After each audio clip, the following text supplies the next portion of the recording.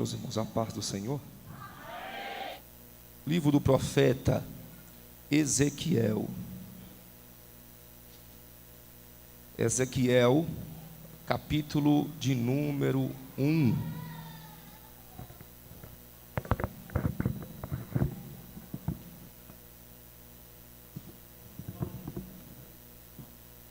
Ezequiel, capítulo 1.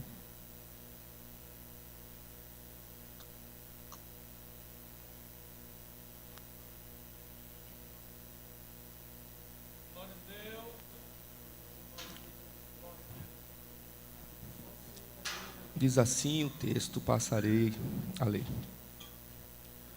No 5º dia do 4º mês, no meu 30º ano, eu, o sacerdote Ezequiel, filho de Buzi, vivia na Babilônia, às margens do rio Quebar, junto com os judeus que haviam sido levados para lá, expatriados ou em cativeiro.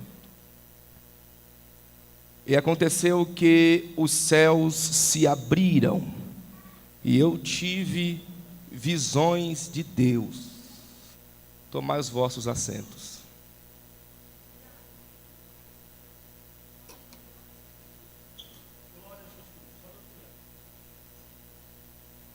Diante o texto que lemos aqui, ou aonde intitulei a minha fala, nós estamos diante um dos profetas maiores do Antigo Testamento, e nós assim sabemos pelos seus números de profecia. Ezequiel é responsável, no mínimo, por 12 visões, sendo uma delas convocacional, e justamente o capítulo 1 nos traz a convocação de Deus para o ministério de Ezequiel. A gente entende que o livro de Ezequiel, com 48 capítulos, vai nos trazer aqui, no mínimo, 11 visões alegóricas, simbólicas, alucinóticas, e também visões que nos intrigam bastante. Observe, senhores, que o profeta Ezequiel, ou o seu livro que traz sua patente, ele está enquadrado no Tanak bíblico. A Tanak bíblica é a Bíblia hebraica que nos dá a ideia de Ezequiel ser um profeta tão importante e crucial para a história dos judeus, já que a Tanak é dividida no mínimo em 3 partes. A primeira parte da Tanak é dividida pela Torá. A Torá com Gênesis, Êxodo, Levítico, Números, Deuteronômio. E chamamos isso também de porções anuais, que é a Parashat. 54 porções da lei são divididos pelo Pentateuco. A segunda parte da Tanak é chamada de Nevim. Nevim compõe 12 profetas menores, 4 profetas antigos e 3 profetas posteriores. A última parte da Tanak é chamado de Ketuvim. O Ketuvim são os livros sapienses. Esses livros apresentam tanto discursos morais, como também lições didáticas, ou, por sinal, livros poéticos. Ezequiel está intitulado na Tanak também como o profeta maior, e também faz parte dos Haftarah, que no original quer dizer livros inspirados por Deus. Observe, os senhores, que Ezequiel é contemporâneo de Jeremias. Sabemos que eles profetizam simultaneamente. Enquanto Jeremias profetiza em Judá, Ezequiel está dentro do cativeiro babilônico, profetizando, ou até mesmo tendo visões da parte de Deus. Ezequiel, por sinal, ele tem uma visão no capítulo 1, que é muito intrigante, porque a gente acompanha o ministério de Jeremias, e quando a gente lê o capítulo 29, há um decreto lançado para a nação. O decreto é de 70 anos de cativeiro, e a gente sabe que isso acontece, Jeremias 7, versículo 18, porque os pais estavam acendendo fogo, os filhos pegando lenha e as mulheres fazendo um bolo a uma deusa chamada Astarote, em forma de lua e de estrela, quebrando assim o coração da lei. Coração da lei que era Êxodo capítulo 20 e Deuteronômio também a partir do capítulo 6, que é os devarins, repetições da lei. E o coração da lei era este: amarás o Senhor teu Deus de todo o vosso coração, com toda a vossa força, com todo o vosso entendimento, com toda a vossa alma, e não terás outros deuses além de mim. Observe, os senhores, que esse termo, não terá outros deuses além de mim, também faz parte do atributo de nosso Deus. O nosso Deus é chamado de El Nissi, porque acredita-se ser Ele a nossa bandeira. O nosso Deus é conhecido como a Sabaote, porque Ele é o Senhor que peleja a nossa guerra, Ele é Senhor dos exércitos.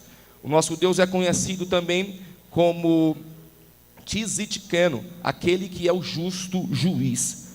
O Senhor também é conhecido de uma forma mais popular entre a igreja como Jeová Jireh, o Deus da providência. Quando chamamos do El Shammah, nós estamos dizendo que o Senhor está naquele lugar.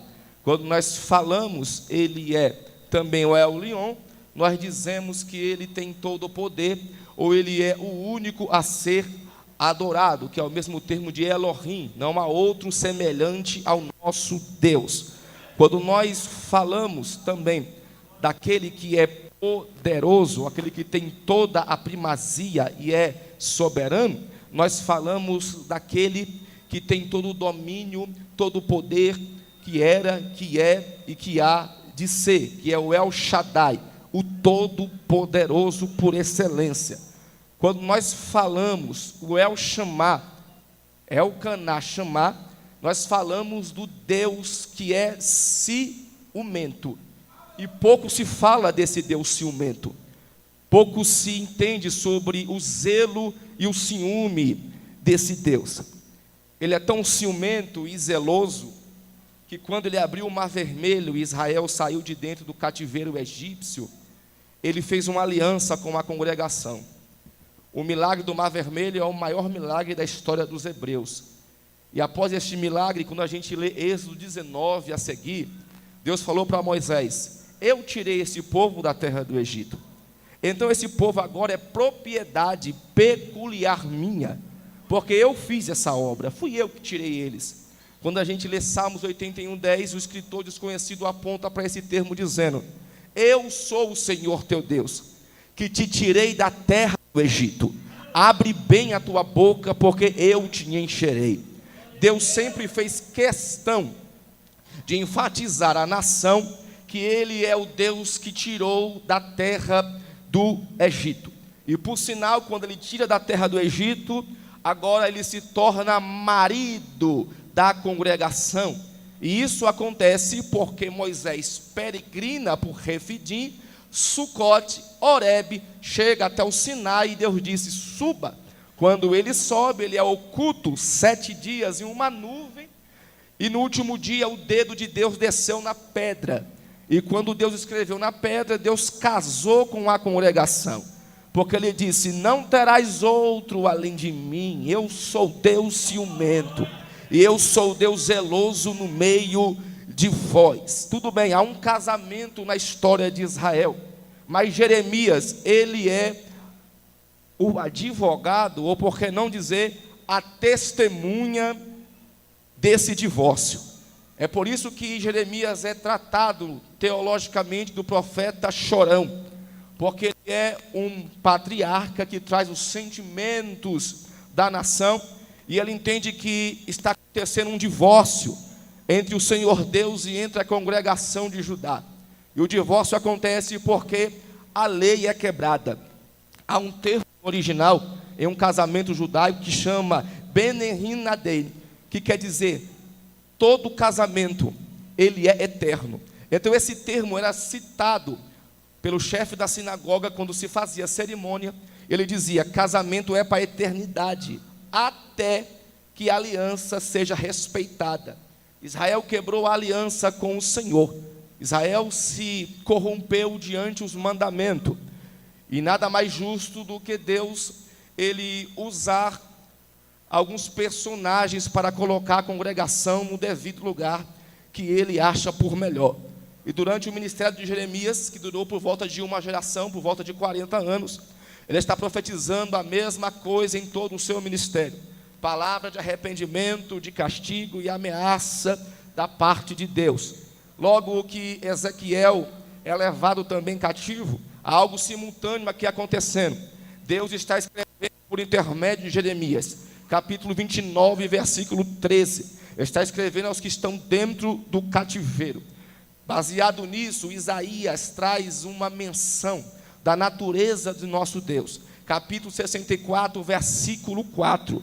Isaías disse: desde a antiguidade não se viu, nem jamais se ouviu um Deus semelhante a este. Quando Isaías está afirmando isso, ele está dizendo assim, nem os deuses da mitologia grega, nem Ares, nem Poseidon, nem Judite, nem Atenas, nem Zeus, ninguém é comparado igual a ele. Quando a gente vai para a mitologia egípcia, nem Néftis, nem Anube, nem Amon-Ra, nenhuma dessas divindades, nem Deus Geb, nem Apis, é comparado a esse Deus. Se a gente vai para a Síria, Nimrod não é como ele. Se a gente vai para a Babilônia, Marduk não se compara com esse Deus. Logo Isaías está dizendo, não há um Deus semelhante a esse, porque os deuses das nações não têm comprometimento com o seu povo. Quando Isaías está dizendo isso, ele está dizendo assim, nunca se viu um Deus como esse. É baseado nisso que faz questão de revelar seus mandamentos, revelar os seus decretos, criar uma comunhão com a congregação perpétua por intermédio do tabernáculo móvel. Nunca se viu um Deus igual a esse, que faz questão de se relacionar com o seu povo. E baseado nisso, a gente sabe, há um clima aqui de divórcio. Deus está usando Jeremias em uma carta dizendo, ora, buscar-me-eis. Pelo que eu sei, o mínimo aqui a gente entende que quando um casal está divorciando, há brigas por direitos patrimoniais e também por vínculos familiares. Alguns recém uma mágoa que dura para a vida inteira. Aí quando Jeremias fala da natureza divina de nosso Deus, em pleno clima de divórcio, eu entendo o que Isaías quer dizer. A gente nunca viu um Deus como esse. Em meio a um cenário de divórcio, ele está enviando uma carta de um Deus apaixonado, dizendo, buscar-me-eis e me achareis, quando me buscares de todo o vosso coração. Serei achado de vós, diz o Senhor, porque os meus pensamentos são pensamentos de paz e não pensamentos de mal, para vos dar o fim que desejais. Então passareis a orar a mim e eu vos ouvirei. Ora, em clima de divórcio, Deus envia uma carta dizendo aos cativos, se vocês me buscarem, eu vou me revelar para vocês, mesmo em clima de divórcio. Isso é tão sério, que quando a gente lê Ezequiel, capítulo 16, não há exemplo, analogia ou tipologia maior. Quando Deus se revela à nação de Judá, ele diz assim, Judá, eu te vi. Sabe quando eu te vi? Eu te vi quando tu foi gerada. Tu foi gerada e foi lançada em um campo aberto. Eu passei por ti, e quando eu passei por ti, eu vi que você se esperneava no seu sangue e estava enrolado em seu cordão umbilical. As nações passavam por você, manejavam a cabeça e sacudiam o ombro. Fostes desprezada desde o primeiro dia que você nasceu. Eu passei por você, tive compaixão de ti, e eu, Senhor, disse, viva. Quando eu disse viva, tu cresceu, acompanhei o seu crescimento, porque fui eu que te fiz crescer. E quando tu crescestes, o seu cabelo alongou, os seus seios ficaram avantajados. Então eu lhe dei vestes de linho finíssimo. E quando eu vi, Judá, que tu tinha idade para amar, coloquei uma aliança no seu dedo, coloquei sobre ti ti vestes nupciais, coloquei sobre ti braceletas de ouro, dei-te para comer da minha melhor farinha, te cobri com meu ouro e com a minha prata e com as minhas riquezas, e eu te disse, eu te amei. Mas Judá foi tão ingrata que decidiu quebrar a aliança, se prostituindo com outros deuses, esquecendo os mandamentos do Senhor e quebrando a antiga aliança. Ezequiel 16:60. Porém, todavia, eu retornarei a vós, porque fiz uma aliança com os vossos pais, restaurarei a comunhão da casa de Israel, por amor ao meu nome. Você observa que o laço de Deus com a casa de Judá, e a simbologia desse relacionamento é sempre um tratar entre um esposo e uma noiva. Paz nos senhores, que Ezequiel está profetizando dentro do cativeiro. E para a mensagem começar a ficar interessante, você observa que Nabucodonosor e todo o exército babilônico tinha uma ideia sobre o Deus de Israel. Eles acreditavam que o Deus de Israel é um Deus territorial. Se destruir o templo, se raptar a arca da aliança, o Deus de Abraão, de Isaac e de Jacó, ele não vai sair do mapa geográfico para proteger a nação. Essa era a ideia dos babilônicos. A ideia foi colocada em ação. Derrubaram os muros da cidade. A cidade ficou em ruínas. A história diz que um imperador romano, por volta do ano de 69, chamado Vespasiano, ele teve uma ousadia muito grande, porque ele fez parte da dinastia Flaviana. Assim que Vitélio se suicidou, naquele período turbulento dos 4 imperadores, ele foi separado ou escolhido para ser imperador pelos próprios soldados romanos. Isso na Alexandria. E quando ele é separado para ser imperador pelos soldados, sobe o poder em sua cabeça. E a gente sabe, diante da história, que Vespasiano, ele tinha um orgulho, uma soberba tão grande, que ele entendia assim: se eu entrar no templo de Jerusalém, se eu profanar os utensílios do Deus de Israel, nada vai me acontecer, porque eu sou Vespasiano, eu sou imperador, sou da linhagem da casa de Flaviano, ninguém pode me deter. Paz nos senhores aqui, que durante esse ataque, sabe o que Vespasiano fez? Ele entrou no templo com uma ousadia tão grande que ele disse assim: eu vou ferir, isso é muito forte esse termo, eu vou ferir o Deus de Israel. Ele sacou uma espada, passou pelo lugar santíssimo, entrou nas cortinas do templo e cortou as cortinas. A história dos hebreus diz que quando ele rasgou a cortina sangrou. E neste momento ele disse: eu venci o Deus de Israel. Quando é derrubado o segundo templo, ele saiu do templo regozijando com a vitória sobre o Deus de Israel. Alguns minutos depois, o nosso Deus não se deixa escarnecer, que nunca perdeu uma batalha, que nunca levou desaforo para casa.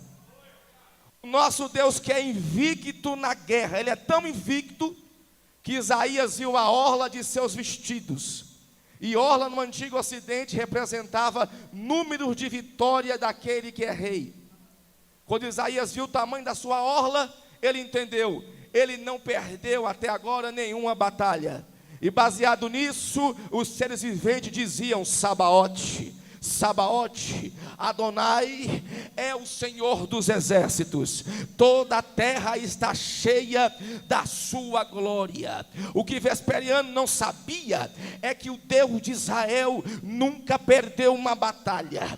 Aí diz a história que o nosso Deus, pastor Wagner, não precisou de muito esforço para bater Vesperiano. Não, sabe o que ele fez?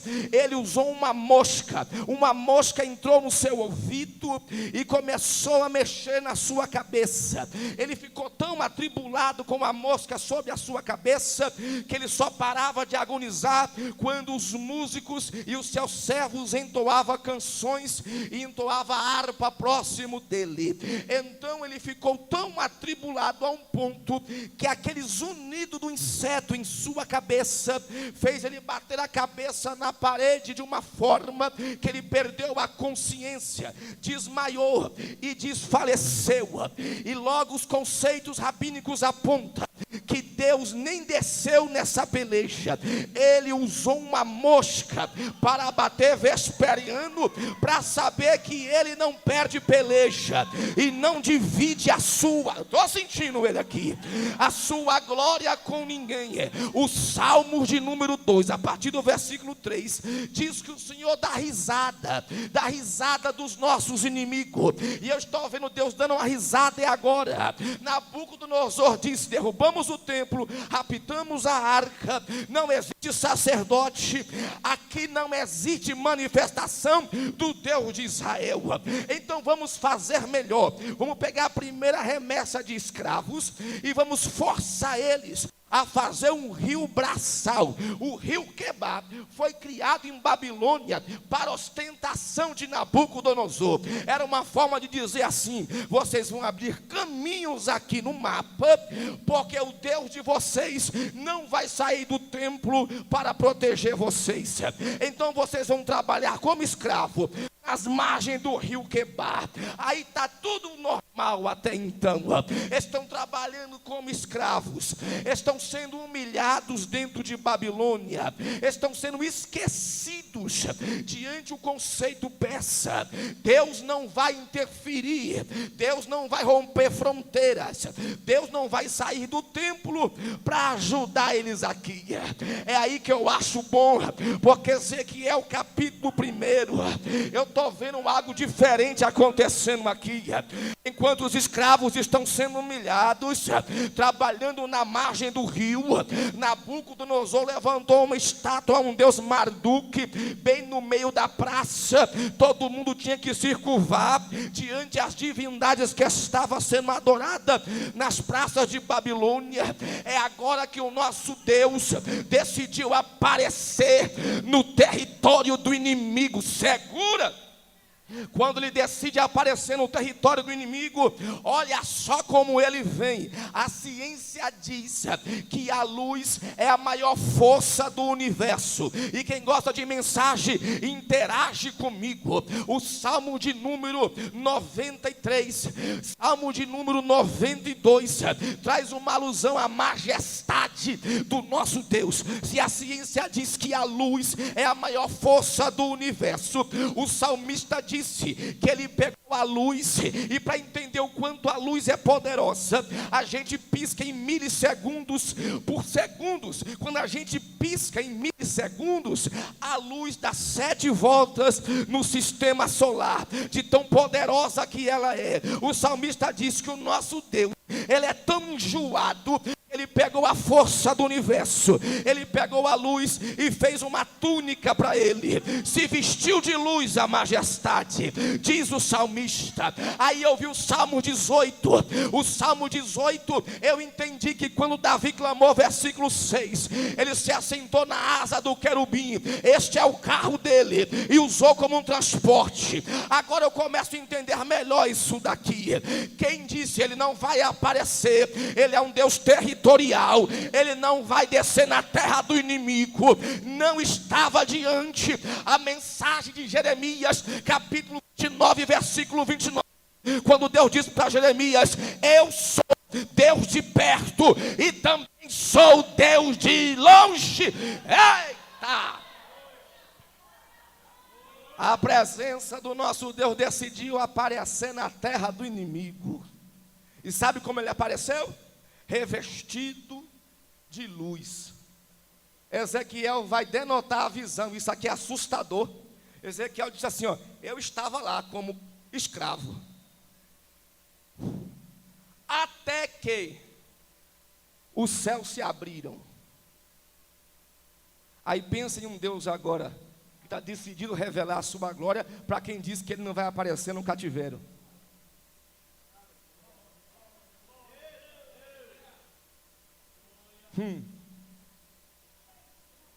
Estão achando que a nação está abandonada, esquecida, vai morrer nessa crise. Ele não vai sair do templo para proteger ninguém, não. Vai ficar por lá, ele é territorial. Besteira assim também pensou os filisteus. Rapita a arca e o Deus deles está morto. Aí levou para a casa de Dagon. Quando chegou lá, Dagon teve que prestar culto à presença do nosso Deus também. Teve que reverenciar a arca, os querubins e o propiciatório que representava a glória de Deus. Deus desceu na margem do rio, e olha como ele desceu. Ezequiel disse assim, ó: isso aqui é fantástico, porque ele falou assim, ó: eu tive visões, e eu vi a glória de Deus.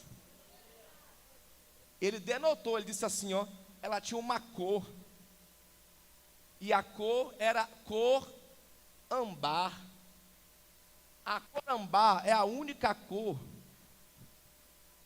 que alcança 250 tonalidades diferentes. Se você não der um glória agora é porque você queria um pregador famoso.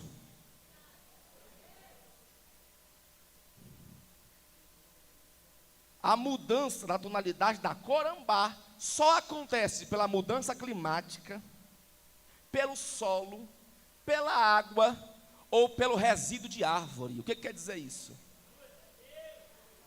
A glória desceu em forma de cor âmbar no território do inimigo,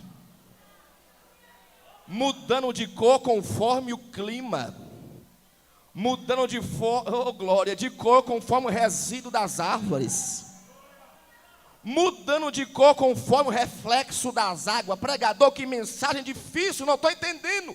Era Deus dizendo a Nabucodonosor: eu me manifesto no território que o inimigo disse que eu não desço, de multiforma diferente. Ó, levante a mão que profecia, profecia, revelação. Pega isso aqui e, oh glória, estou sentindo Deus aqui. Teologia sem revelação é filosofia barata. E eu preciso entregar, levante a mão assim.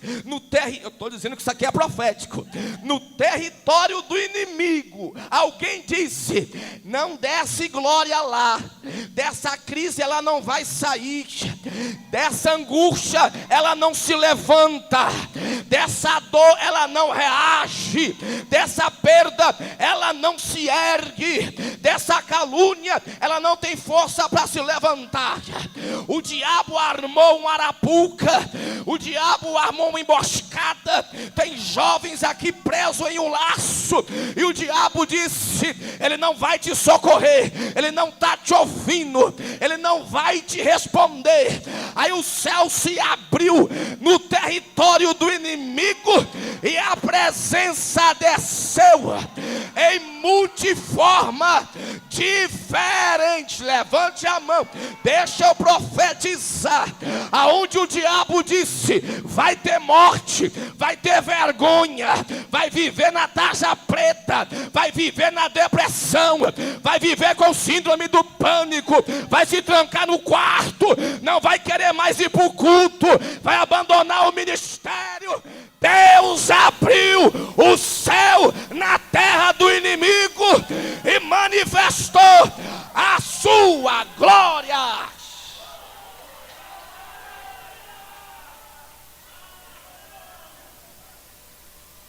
De multiforma diferente, só para mostrar que Ele é Deus. Para quem disse que eu não ia aparecer, eu estou aparecendo. Para quem disse que eu não ia me revelar, eu estou me revelando. Para quem diz que você ia morrer nessa crise, o céu está se abrindo. E para ele mostrar que ele é Deus dentro do cativeiro, ele vai descer com uma túnica de corambá, só para dizer: eu me manifesto do jeito que eu quero, uso quem eu quero, do jeito que eu quero, no tempo que eu quero. Aí, baseado nisso, porque Isaías é um intercâmbio entre cativeiro egípcio e a opressão assíria, Isaías diz com propriedade, capítulo 43, versículo 13: antes que houvesse dia, eu sou, e não há quem possa escapar das minhas mãos. Operando eu, quem impede, levante a mão por um minuto. Deixa eu liberar uma profecia do céu para alguém aqui. É noite de ver os céus abertos. Quando o céu abre, não tem para ninguém. Não existe oração contrária, não existe palavra de maldição, não existe macumba, simpatia, vela preta, vermelha, não existe jambuzeiro, fofoqueiro, caluniador, invejoso. Quando o céu abre, não existe amarração, encosto. Quando o céu abre, não existe contenda, embaraço, laço, armadilha, arapuca. Quando o céu abre, não tem cativeiro, não tem ferramenta que prospere. Quando o céu abre, a glória se manifesta. Quem veio ver a glória nessa noite? Quem veio ver céu aberto nessa noite? Convido você para adorar no mínimo 30 segundos, porque o céu quer se abrir aqui. Só quem precisa de céu aberto. Se não precisa, põe a mão no bolso, tudo bem. Fica olhando pro relógio. Mas se alguém precisa, levante a mão e vem. Olá, é noite de céu aberto. Um minuto, você pode adorar, só um minuto. Já continuo pregando, tem que ter oferência divina aqui.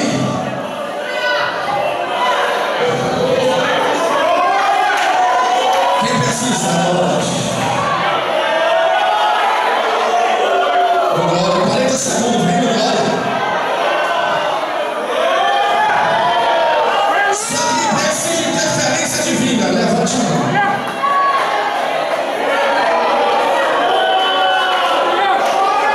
Vai 30 segundos mais, só para continuar a mensagem.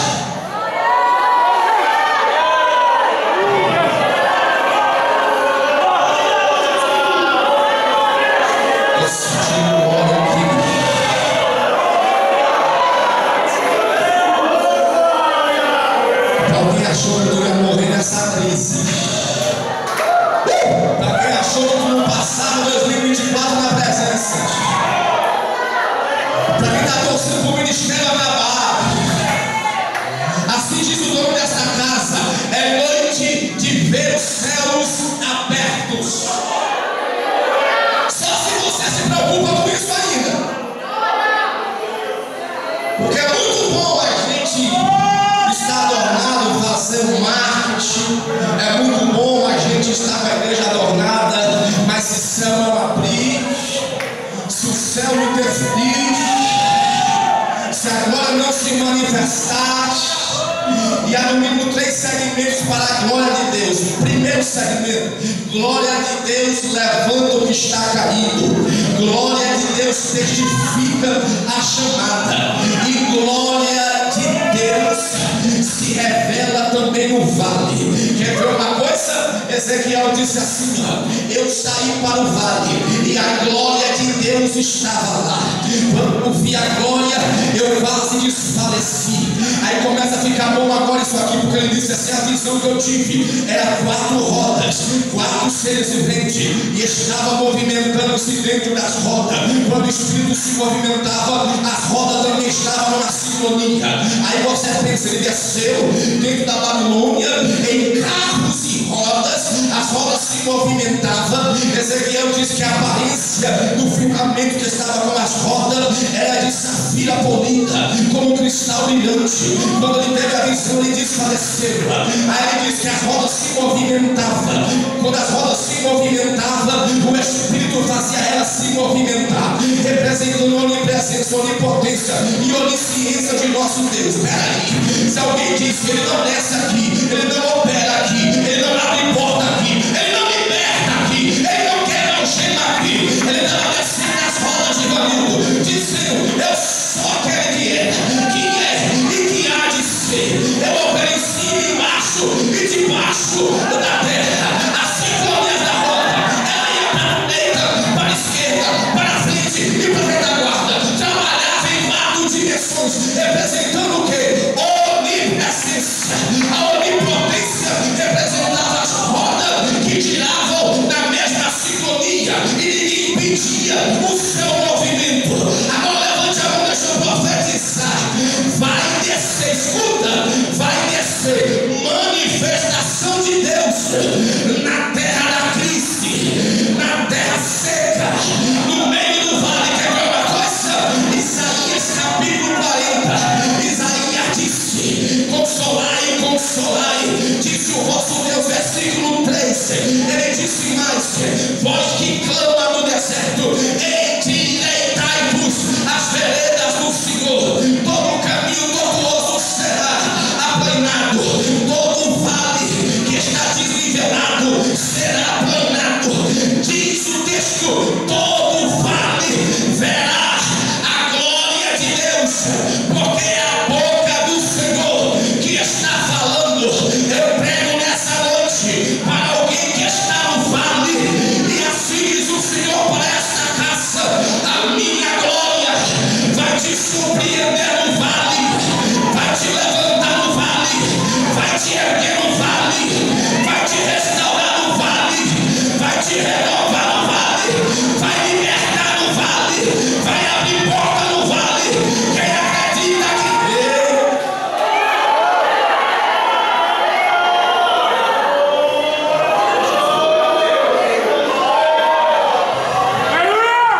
Para quem diz que ele não desce, ele está descendo na cama, no meio de 4 rodas, 420, rosto de água, rosto de homem, rosto de leão, rosto de boi, e uma cristologia, misericórdia.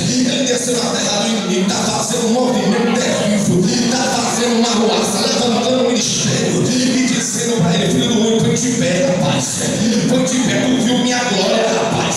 Quem vê minha glória não fica mais prostrado, quem vê minha glória não anda choramingando, quem vê minha glória não fica querendo desistir toda hora, quem vê minha glória não fica parado, empacado, quem vê minha glória tem que se pôr de pé.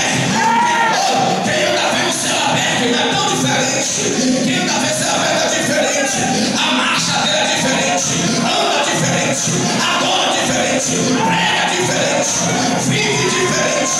Quem vê céu aberto está em outra direção, em outra sintonia.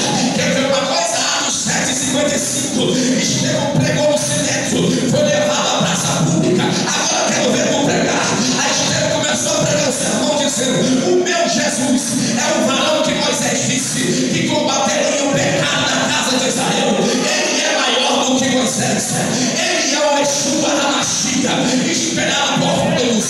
Decidiram matar Estevão apedrejado, mas enquanto estavam apedrejando Estevão, ele olhou para o céu e viu os céus abertos, testificando a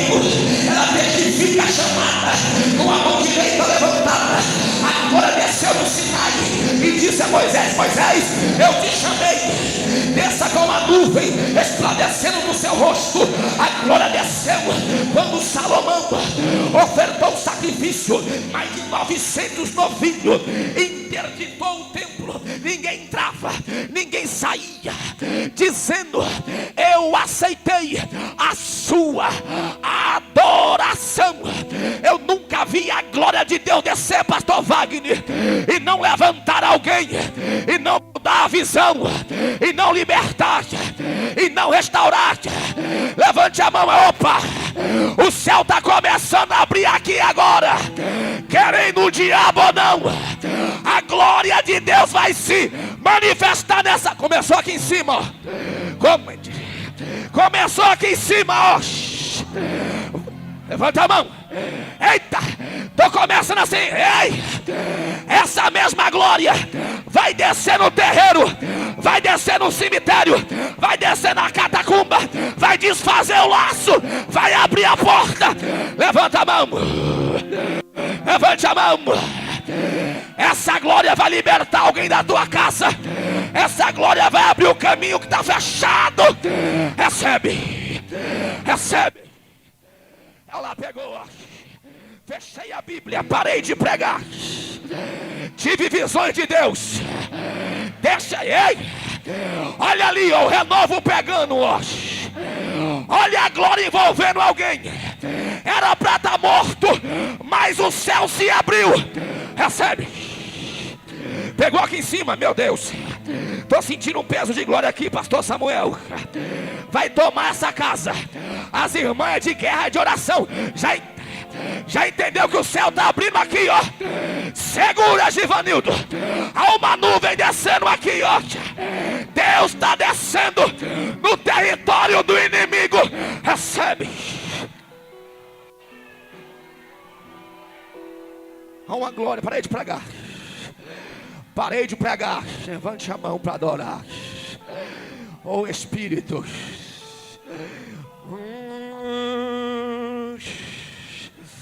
Olha o céu me dizendo, ó. Vou começar. Eita.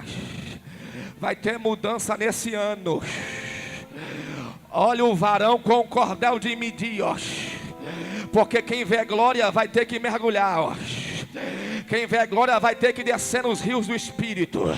Esse ano é tanta coisa. É ano de prosperidade, é ano de porta aberta, é ano da providência. Mas o varão está dizendo: é ano de mergulhar, é ano de profundidade.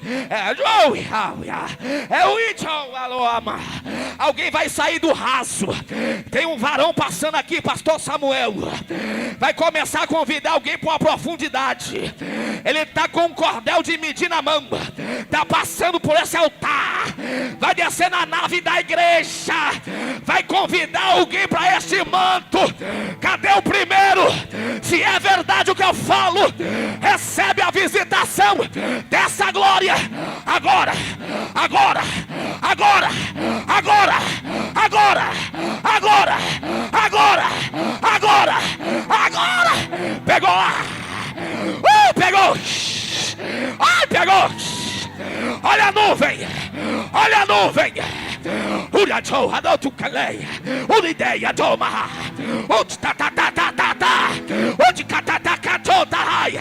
Pegou ali, ó. Pegou aqui, ó. Olha o varão convidando alguém ali, ó. Recebe. Recebe. Recebe.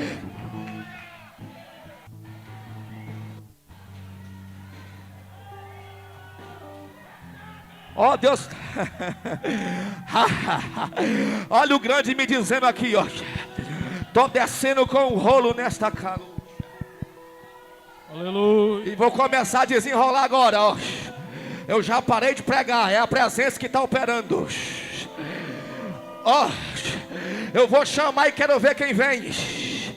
Cadê o primeiro? Há um rolo se abrindo aqui. Reluadia, Narudi cano paruadia, Remudi hamuviha, Renocatemi nanacona, Nacomnele fala Jona canas, Renuminasse de canomideme, nanacoma, narracia. Ele está derramando brasa aqui, ó. Renuminasse de calude, decatoté, redube de terra. Ai meu Deus, que presença arrepiou aqui, ó. Há um varão marchando aqui, ó. Redube de canto, de reminácia, redube de fácia, redebe de reminúcia, reduminasse, derramou, remomité, redubité, remumitai. Pega, pega, pega. Olha a glória, olha a glória, olha a glória. Encheu toda a casa.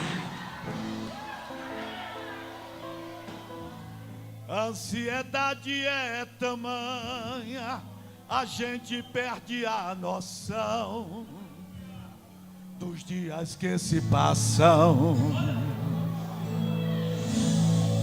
Eu já sofri demais pra eu chegar aqui.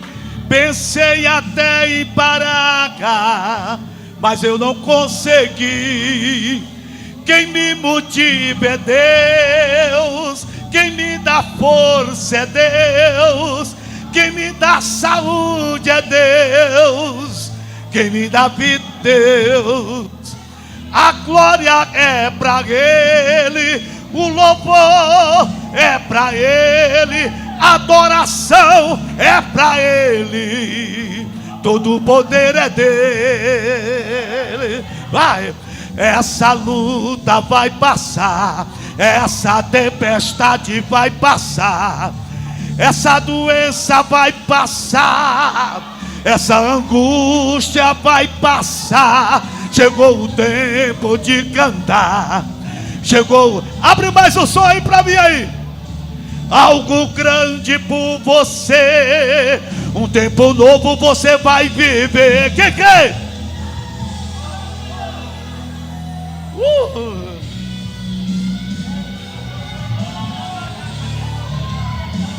Jesus está no recinto, hein? Eu já sofri demais pra eu chegar aqui. Pensei até em parar, mas eu não consegui. Quem me motiva é Deus, quem me dá força é Deus, quem me dá saúde é Deus. Recebeu? Quem me dá vida é Deus. Cadê? A glória. Ai meu Deus, Jesus quer ser batizado com o Espírito Santo? Abre a boca aí, abre o som para mim. Todo o poder é dele. Vai! Essa luta vai passar, essa tempestade vai passar, essa doença vai passar, essa angústia vai passar. Chegou o tempo de cantar, chegou o tempo de Deus fazer algo grande por você. Um tempo novo você vai viver. Quem crê? Vai viver o melhor tempo da sua vida, uma história linda você vai viver. Um tempo novo você vai viver, unção e graça e poder, teu ministério vai romper. Quem crê? Eu profetizo sobre você, um tempo novo você vai viver, unção e graça e poder, teu ministério vai romper. Quem crê nesse negócio? Recebe aí, ó. Eu profetizo o melhor tempo da sua vida, uma história linda você vai viver. Quem crê? Eu profetizo o melhor tempo da sua vida, uma história linda você vai viver, um tempo novo você vai viver. Levanta as mãos. Aleluia! Eu profetizo um tempo novo você vai viver. Quem crê? Eu profetizo.